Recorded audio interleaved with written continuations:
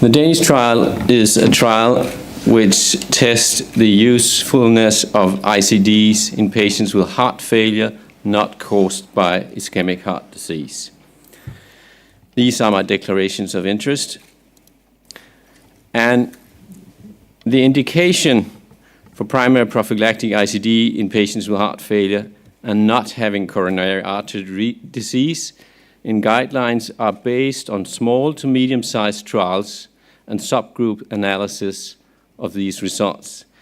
There are no large trial definitive showing the benefit of ICDs in these patients. And secondly, since the early landmark trials showing benefit of ICDs, medical therapy has improved considerably. And there has also been addition of the cardiac resynchronization therapy, and no trials have reported added benefit of an ICD to patients receiving a CRT. So we set out to test whether ICD would prolong life in these patients. So the primary endpoint is all-cause mortality. This is the baseline characteristics of the more than 1,100 patients that we randomized. They were typically heart failure, 64 years of age, 1/4 was female. NT-proBNP as a marker of the heart failure was pretty increased, and ejection fraction were low. Importantly, they were very well treated. CRT is a very efficient treatment for patients who have the indication with left bundle branch block, and nearly 60% of the patients received a CRT. And the three medical therapies that are life-saving, ACE inhibitors or ARBs, beta blockers, and mineraloreceptor antagonists, were given in high percentages. More than 90% had an ACE inhibitor, or more than 90% beta blockers, and 60% had MRAs. This is the outcome of the trial. We failed to show that we could prolong life in everyone in the trial. We had an 80% power to show a 25% reduction in mortality. We had a 13% reduction, which was not statistically significant. There was a confidence limit exceeding 1, going from 0.68 to 1.12, p-value 0.28. The same was for cardiovascular reason. Here we had a 23% reduction, which was non-significant. And if we take the last secondary endpoint, sudden cardiac death, that was significantly reduced. It was halved during the trial. So the ECD does what it can. It prevents you from sudden cardiac death. There was an important, significant interaction with age. So in this trial, which shows you the age in two groups, on the left side, you see the youngest two tertiles, so 2/3 of the patients, those below 68 years, they had a significant 36% reduction in all-cause mortality.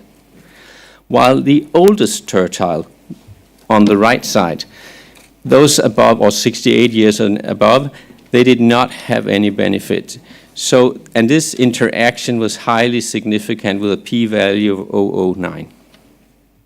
So the conclusion of the trial is that primary prophylactic ICD in patients with heart failure not caused by coronary artery disease, it did not reduce the primary endpoint of long-term all-cause mortality, but there was a significant interaction with age, and 2/3 of the patient, the younger patient, had a significant reduction in mortality. Thank you. I'm happy to take questions.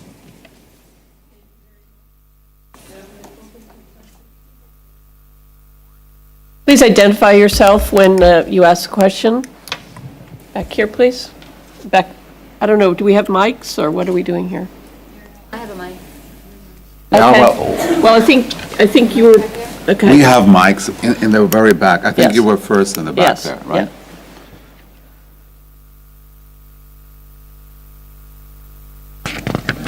Oh, they're coming to you. Don't you worry. This is Lynn Peterson with Trends in Medicine. So, given these findings, what does this mean going forward for use of ICD prophylactically in this patient population in your country, will you continue to do this? See, we were the country going a little against guidelines, so we were not doing it because we were not convinced that we should do it for everyone. I know it's a Class 1A indication in the US, a Class 1B recommendation in Europe. So for us, it means that we will actually implant more. And I think globally, that will probably be the same because this has not been given to everyone. I think many countries has not been taking this into every patient.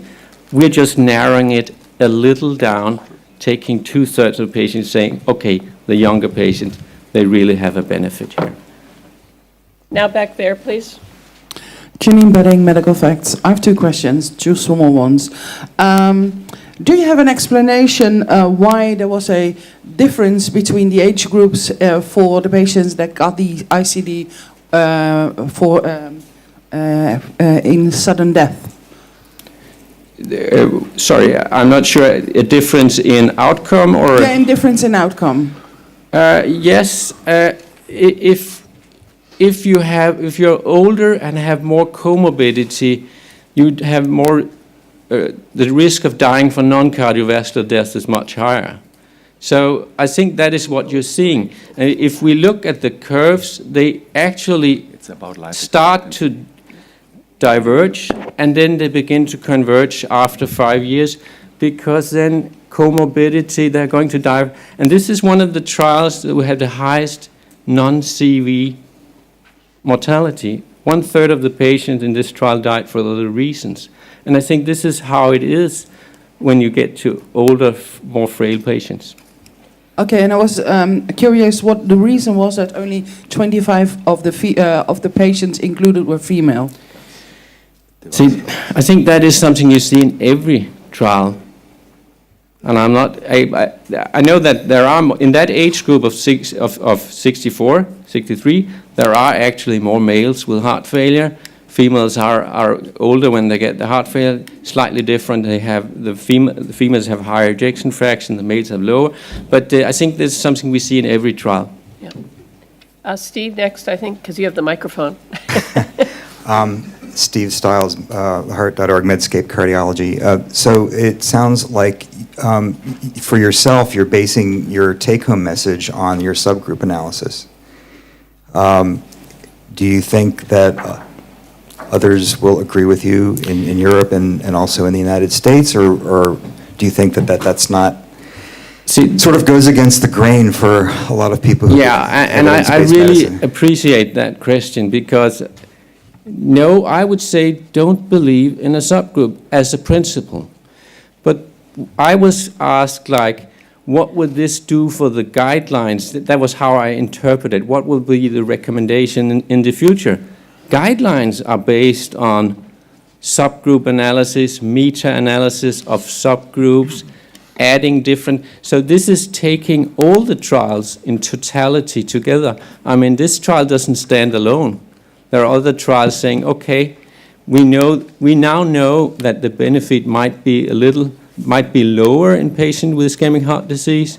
So I'm not just saying the subgroup is true for this trial. I'm just taking the totality of all the evidence there is. And Lars, we should please remind us about the text of the guidelines which we've just published 3 months ago on this subject. We've dished out a 1B for the non-ischemics.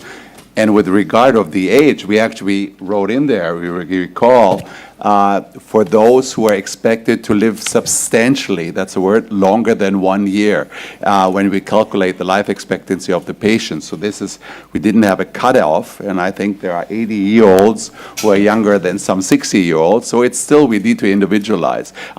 We have more questions, but please keep that in mind, what's actually the text of the guidelines we've just published 3 months ago. And I have a follow-up question that I actually wanted to open it up to the panel, and especially to Dr. Jessup, because the guidelines are different on both sides of the Atlantic. And I'd like to get to know whether that Dr. Kober's interpretation is how well it's received by the European investigators here, and also Dr. Jessup perspective on the U.S. and North America. Well, I'm very proud to be a member of the writing committee of both guidelines in the ESC and America, so I feel like I'm a European today. I think we've always... Only today? Only Now. today. Okay. I have noted for a long time that we use more ICDs in the States than we do in Europe, and I suspect there are many, many reasons for that, and the guidelines do differ. It should be noted that the ESC updated their guidelines around ICDs, and we have not done that in the States yet. This is the first trial looking at the use of ICDs and in the setting of sort of modern therapy. Most of the ICD trials are very, very old now, so I think this was a really appropriate trial. We have time for just one more question.